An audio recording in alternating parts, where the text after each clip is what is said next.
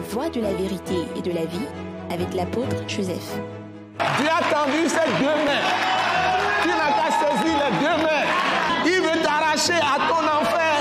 Il veut te sortir du trou. Il veut te sortir des problèmes. Saisis les deux bras de Dieu. Viens à lui. En Jésus-Christ.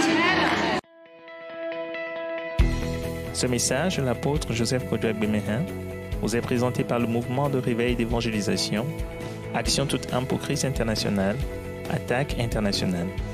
Nous vous recommandons à Dieu et à la parole de sa grâce, qui seul peut vous édifier et vous donner l'héritage avec tous les sanctifiés.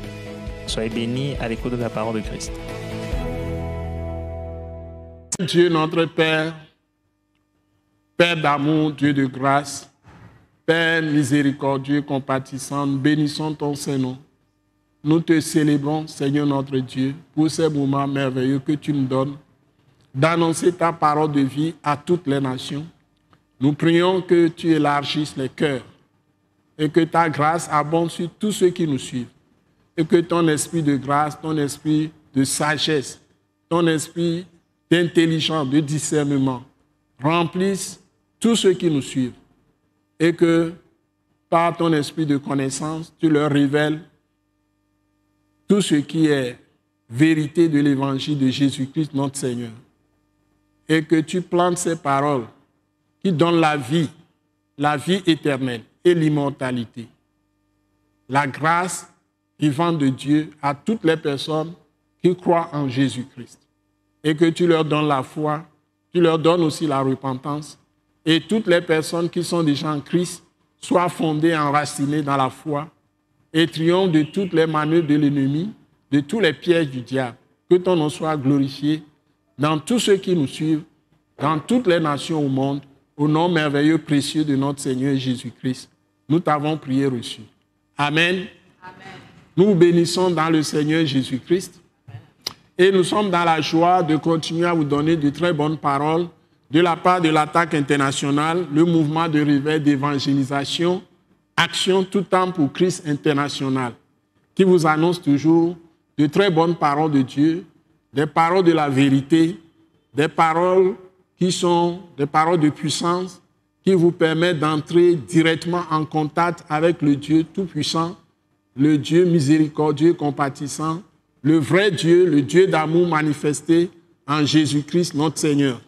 Donc nous allons passer au texte de ce jour. Nous sommes dans 1 Jean, chapitre 2. Nous allons lire d'abord du verset 3 au verset 6. 1 Jean, chapitre 2, du verset 3 au verset 6. Si nous avons le temps, on peut aller aussi au verset 7 jusqu'au verset 11. Allons-y. Maman Grace et Ginette. Si nous gardons ses commandements, par là nous savons que nous l'avons connu. Celui qui dit « Je l'ai connu » et qui ne garde pas ses commandements est un menteur et la vérité n'est point en lui. Mais celui qui garde sa parole, l'amour de Dieu est véritablement parfait en lui. Par là, nous savons que nous sommes en lui. Celui qui dit qu'il demeure en lui doit marcher aussi comme il a marché lui-même. Amen. Amen. Amen. Amen. Amen. On parle ici du modèle qui est le Seigneur Jésus-Christ lui-même. Le Dieu ou le Fils du Dieu vivant manifesté dans la chair. Donc, on le prend comme modèle de référence. Et tout se compare à Christ lui-même. Donc, la Bible nous enseigne, le Nouveau Testament surtout nous enseigne, de ne pas nous comparer les uns aux autres. Nous ne devons pas nous comparer à un homme. C'est interdit par le Nouveau Testament. Les enseignements de notre Seigneur Jésus-Christ, à travers le Saint-Esprit, nous demandent d'être des imitateurs de Dieu lui-même. Nous le trouvons dans le livre aux Éphésiens. Éphésiens chapitre 5, je crois. Nous devons être imitateurs de Dieu ou imitateurs de notre Seigneur Jésus-Christ, puisqu'il est le Fils de Dieu, il est le Dieu fait homme. Donc, c'est là où nous voyons la perfection. Donc, nous ne devons pas nous comparer à un autre homme qui est aussi un pécheur et qui a été sauvé par Christ Jésus. Tout ce que les gens disent en utilisant des termes comme puissamment oint, ceci, cela, avec des grands noms, des noms vraiment glorieux. On prend des titres vraiment mirobolants, je dirais, des titres vraiment très séduisants. Ça gonfle les gens, mais ça ne sert à rien. Il n'y a aucun homme sur cette terre, même s'il est sauvé par la foi en Jésus-Christ, qui doit être le modèle, et c'est ça que nous allons essayer de comparer à nous, ou nous comparer à la personne. Ce n'est pas ça qu'on nous demande. Tous ceux qui sont des saints, des rachetés du Seigneur Jésus-Christ, la Bible nous enseigne d'être imitateurs de Dieu lui-même, ou bien imitateurs de Christ. C'est ça qui est écrit. Par le Saint-Esprit toujours dans les épîtres. Vous trouvez ça dans l'épître aux Éphésiens, comme je crois Colossiens aussi, et d'autres épîtres, même Philippiens. Donc, si vous lisez les vrais textes de Dieu, le modèle, notre modèle de référence, c'est Jésus-Christ de Nazareth. Donc, ceci étant, je l'ai fixé. Et maintenant, le texte que nous sommes en train de lire, c'est à cela qu'on nous appelle. C'est ça notre appel en Jésus-Christ. Reproduire le Christ, chacun de nous reproduit le Christ en nous-mêmes et à travers nous. Quand on nous voit marcher, on doit dire que voilà Christ qui est en train de marcher à nouveau à travers cet homme ou à travers cette femme. Donc si vous êtes femme au foyer, ne vous comparez pas à une autre femme. Si vous êtes un homme au foyer, vous êtes marié, ne vous comparez pas à un autre homme. Vous devez plutôt vous comparer au Seigneur Jésus-Christ. Si vous êtes femme, vous ne faites pas les choses comme Jésus-Christ, ne dites pas que vous êtes quelque chose. Vous êtes plutôt minable. Vous devez vous améliorer. Si vous êtes un homme et vous comparez à un autre homme ou bien vous croyez que vous êtes quelque chose, non, vous devez reproduire Jésus-Christ en tant qu'homme. C'est en cela que la femme va reconnaître vraiment que vous êtes un homme de Dieu. Ne soyez pas femme d'église, soyez plutôt femme de Dieu. Ne soyez pas non plus homme d'église, soyez homme de Dieu. Parce que certains, ils aiment glorifier leurs églises, leurs pasteurs. Ce n'est pas ça qui est important. Il faut plutôt glorifier Christ et faire des choses comme Jésus lui-même. Que le Seigneur nous bénisse tous. Donc, en poursuivant le sommet, nous allons aller jusque sur la montagne.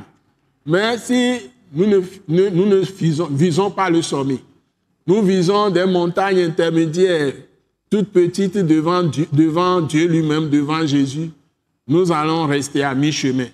Que le Seigneur nous soutienne. Donc nous allons lire les textes. 1 Jean chapitre 2, verset 3. Madame. Si nous gardons ses commandements, par là nous savons que nous l'avons connu.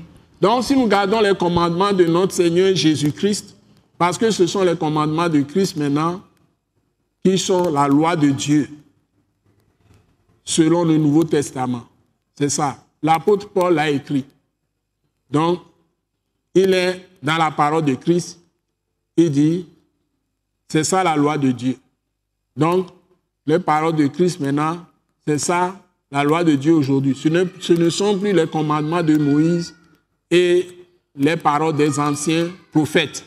Ceux qui viennent maintenant diriger les églises en ne prêchant que des paroles rocambolesques de l'Ancien Testament. Par exemple, sur Élie, sur Élisée, sur Josué, sur David. Et ils ne font que vraiment flatter les gens. Et c'est ça qui remplit l'Église de Christ. C'est ça qui fait aujourd'hui que l'Église est tombée très très bas. L'Église est très minable. Parce que le Saint-Esprit ne travaille pas avec l'Ancien Testament. Le Saint-Esprit bouge dans une Église dans laquelle la parole de la grâce, la parole de Christ crucifié, ressuscité, l'Église dans laquelle les enseignements même du Saint-Esprit dans les lettres écrites aux églises, ces enseignements sont abondamment donnée et que les gens sont imprégnés de la pensée de Christ et Jésus, crucifié, ressuscité, c'est dans ces églises que le Saint-Esprit bouge et la vie des gens est sanctifiée. La vie des gens est transformée. Les gens sont renouvelés dans leur intelligence. Et ils marchent dans la sanctification, ils marchent dans la vérité, dans la lumière, dans le vrai amour les uns avec les autres, dans la communion fraternelle.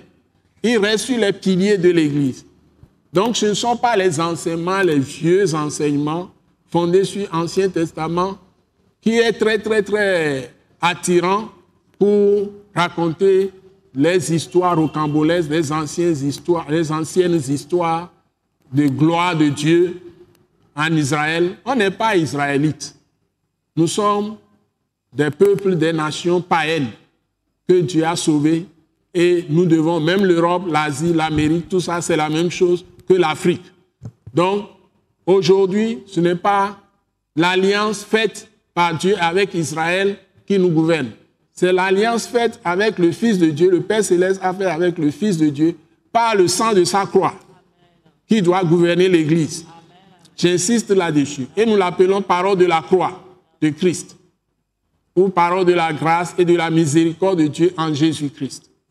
Donc, celui qui se confie encore à l'ancienne alliance, c'est écrit dans 2 Corinthiens, chapitre 2, chapitre 3, chapitre 4. Les 4 premiers chapitres de 2 Corinthiens, vous allez trouver tout ça. Si vous restez dans ces anciennes choses, bien dans le livre de Galates, vous restez dans ces anciennes choses et que vous retournez à la loi de Moïse avec les paroles des anciens prophètes qui appuient leur prophétie sur la loi de Moïse et leurs paroles sur la loi de Moïse, si vous donnez encore ces choses, vous n'irez pas loin dans votre foi. La foi est nourrie par les paroles de Christ crucifié et ressuscité. Amen. Soyez bénis. Amen. Donc, ce que la parole dit dans 1 Jean chapitre 3, je le reprends, Maman Grace, il faut me rappeler, c'est très important. Si nous gardons ces commandements, si nous gardons les commandements de notre Seigneur Jésus-Christ, par là nous savons que nous l'avons connu. Par là nous saurons que nous l'avons connu. Continuons. Celui qui dit, je l'ai connu, et qui ne garde pas ses commandements, et qui ne garde pas les commandements de Christ. Par exemple, Jésus te dit, si on te gifle sur la joue gauche, tu as encore la joue droite, demande à celui qui t'a giflé de te gifler encore sur la joue droite. C'est-à-dire qu'il enseigne simplement de ne pas répondre au mal par le mal. C'est dans Romains chapitre 12. Toujours, il te dit, il faut toujours répondre au mal par le bien. Donc, Moïse enseigne œil pour œil, dent pour dent. Jésus vient enseigner, si on vous frappe sur la joue droite, tendez encore la joue gauche. Et il explique par le Saint-Esprit dans Romains 12, surmonter le mal par le bien. En d'autres termes, ce qui détruit le diable, pourquoi Jésus a détruit le diable, c'est son amour pour les âmes perdues. Et la Bible dit, Dieu a tant aimé le monde qu'il a donné son Fils unique, afin que quiconque croit en lui ne périsse point, mais qu'il ait la vie éternelle. Comment Dieu a-t-il détruit Satan? C'est que Dieu s'est fait homme et il s'est livré à la mort pour nos péchés, mais il a d'abord été flagellé, maltraité, jeté en prison.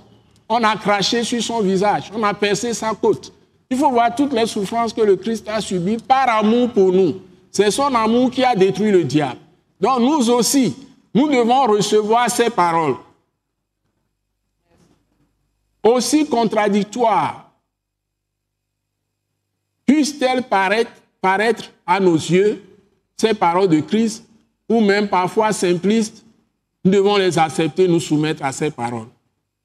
Jésus te dit, ne vous mentez pas. Dites-vous la vérité.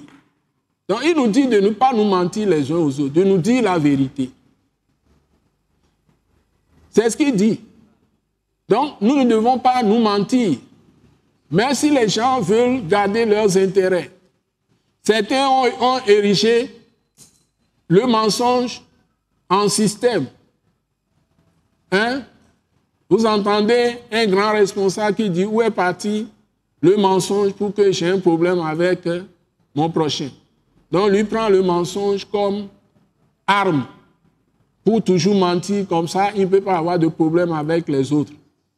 Il ne faut pas choisir le mensonge pour pouvoir dribbler les gens et avoir tout ce qu'on veut faire, tout ce qu'on veut, ou tout ce qu'on veut faire des gens. Donc, le mensonge, c'est la nature du diable. Donc, Dieu veut que nous pratiquions la vérité. Donc, il faut être honnête. Donc, il ne faut pas tricher. Il ne faut pas tricher les gens. Il faut pratiquer la justice. Donc, tout ce que Dieu dit, c'est important. Et c'est Jésus qui est venu enseigner tout ça. Il va jusqu'à nous dire que votre oui soit oui, votre non soit non. Si tu n'es pas d'accord, dis « je ne suis pas d'accord ». C'est mieux que de dire oui, après tu ne fais pas. Donc, si nous gardons ces commandements, c'est alors qu'on reconnaîtra que nous l'avons vraiment connu. N'est-ce pas? C'est ça. Continue. Non, verset 4, je reprends. Celui qui dit « je l'ai connu » Celui qui dit « je l'ai connu » et qui ne garde pas ses commandements est un menteur. Donc, si vous dites que vous avez connu Jésus de Nazareth, Jésus-Christ, qui est venu avec de bonnes paroles de Dieu, de bonnes paroles d'amour, de bonnes paroles de la grâce, de bonnes paroles de la justice, de bonnes paroles de fidélité, d'honnêteté, d'intégrité, de bonnes paroles de lumière, de bonnes paroles de pardon. Il faut pardonner. Il va jusqu'à dire, quand son apôtre, son disciple, Pierre lui demande, jusqu'à combien de fois je peux pardonner à mon frère qui m'offense? Est-ce qu'il doit pardonner jusqu'à 7 fois? Il pose la question à Jésus, s'il doit pardonner, si quelqu'un lui fait du mal, est-ce qu'il doit pardonner à la personne jusqu'à 7 fois? Jésus lui dit, je ne te dis pas que tu dois pardonner jusqu'à 7 fois, mais je te dis que tu dois pardonner 70 fois 7 fois. 70 fois 7, ça fait combien? 400 combien? 490 fois. Et plus même. Donc, quelqu'un est en train de te faire du mal, tu lui pardonnes 1 fois, tu lui pardonnes 2 fois, tu lui pardonnes 3 fois, tu lui pardonnes 4 fois, tu lui pardonnes 5 fois, tu lui pardonnes 6 fois. La même personne continue à t'offenser, à te faire du mal. Tu lui pardonnes 7 fois. Pour Pierre, c'est trop. Jésus lui dit maintenant de multiplier 7 par 70. De pardonner 490 fois, même plus. Vous imaginez? Ça veut dire que tu dois pardonner de façon... Trouvez le mot vous-même. De façon infinie. Quelqu'un a trouvé le mot. Donc, il faut pardonner de façon infinie aux gens. Tu n'auras jamais fini de pardonner. Et si tu pardonnes, tu oublies le tort. Tu es libre. Moi, je dirais, tu es libre de ne plus marcher avec de telles personnes. La Bible dit aussi de ne plus marcher avec de telles personnes. Mais tu n'as pas besoin de leur retenir rancune et amertume dans ton cœur à cause de ce qu'ils ont fait. Il faut te libérer parce que tu deviens prisonnier de quelqu'un si tu lui gardes amertume, si tu lui gardes rancune. Il vaut mieux libérer ton cœur. Sinon, tu vas attraper l'ulcère et des maladies graves de cœur. Ou bien les médecins, les scientifiques encore, je recours à vous. Ce que je dis là, est-ce que c'est vrai? Voilà, sécrétion de substances négatives. Et vous allez être malade. Mais vous pouvez avoir des maux de ventre, tout ça. Donc, si vous libérez de la rancune, vous libérez de l'amertume, tout ça, c'est mieux pour vous. Donc, vous pardonnez. Vous témoignez de l'amour à la personne. Vous répondez au mal par le bien. La personne vous fait du mal, vous lui donnez du bien. Le Seigneur Jésus va jusqu'à nous enseigner que si ton ennemi a faim, donne-lui à manger. Ce faisant, tu entasses des charbons ardents sur sa tête. Lui, il a faim, tu lui donnes à manger, mais il te hait. Ces enfants ont faim, donne-leur à manger. Normalement, les autorités devaient faire la même chose avec le peuple.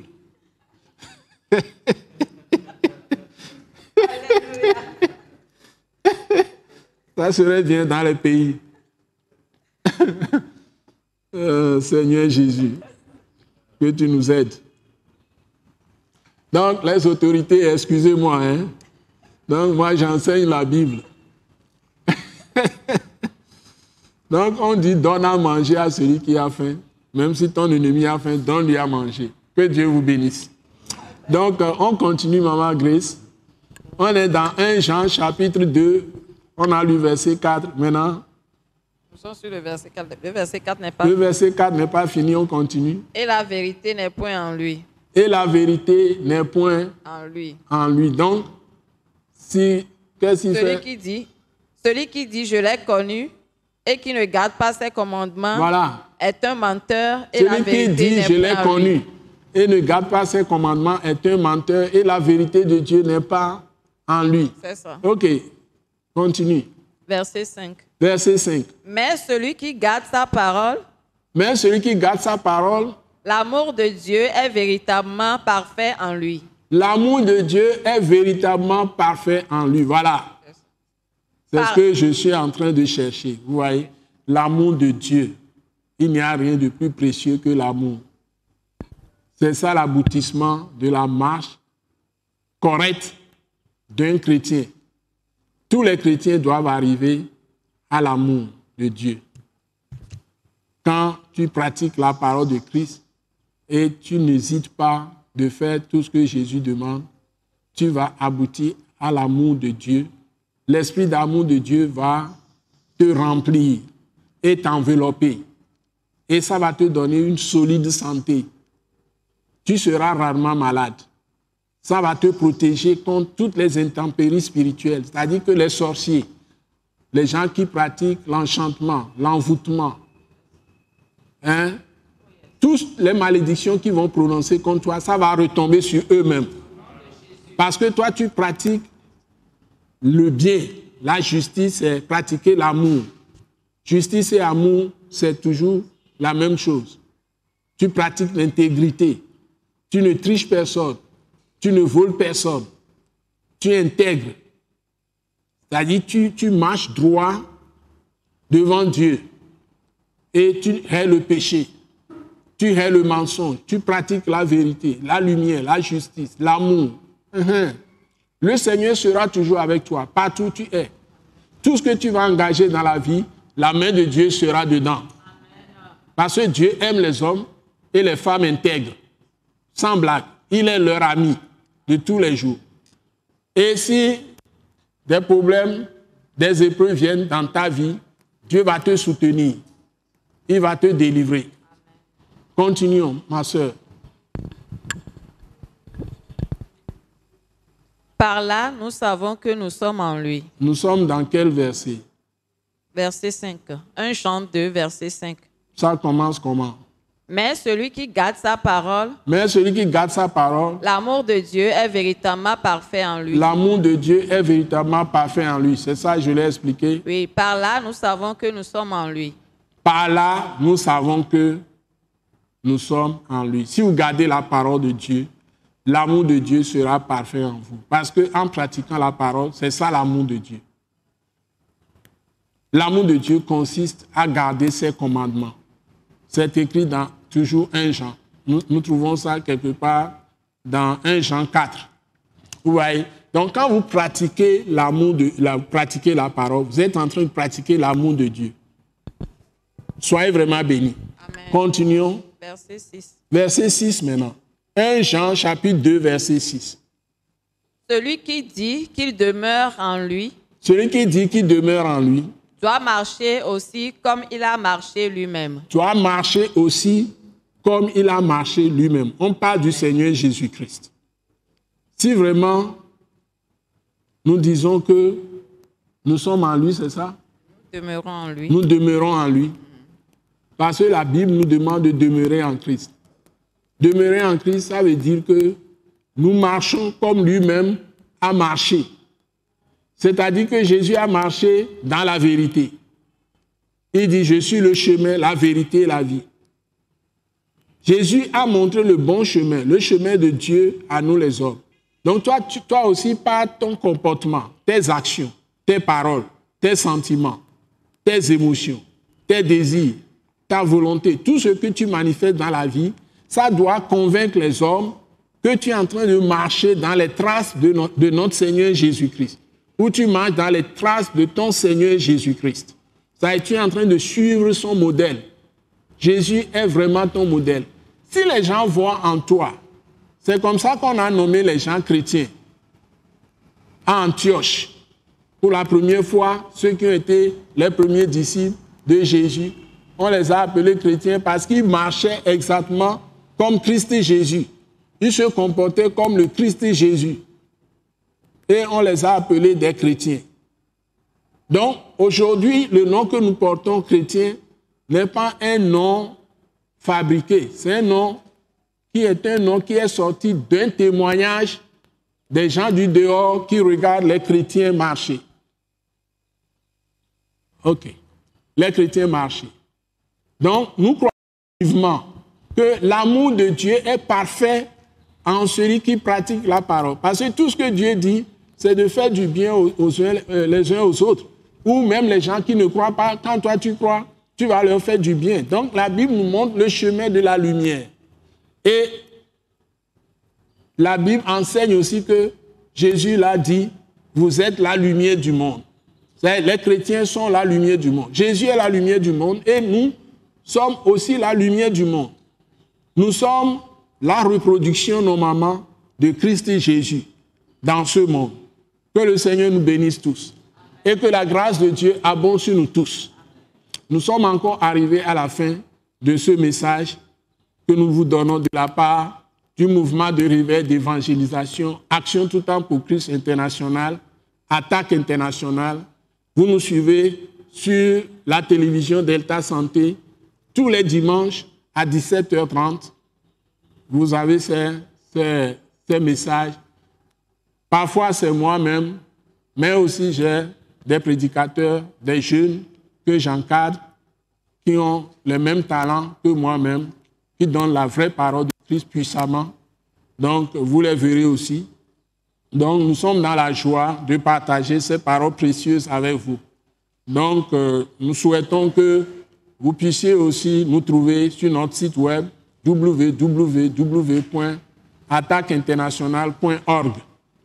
Et vous pouvez avoir recours à toutes nos ressources et vous trouverez de très bonnes paroles, des paroles puissantes de Dieu qui vous édifient, qui vous donnent la lumière sur des questions très importantes que vous vous posez et vous serez richement bénis, vous serez richement équipés pour faire face à tous les défis que cette vie nous impose. Que le Seigneur vous bénisse tous. Au nom puissant de notre Seigneur Jésus-Christ. Amen. Amen. Amen. Soyez bénis. Soyez bénis, bénis, bénis, bénis. Soyez bénis. Merci beaucoup.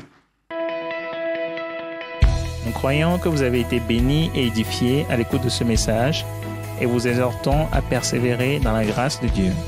Pour plus d'informations et pour écouter d'autres puissants messages, merci de nous contacter au numéro indicatif 228 90 04 46 70 ou de visiter le site web atacinternational.org. Soyez bénis en Jésus-Christ.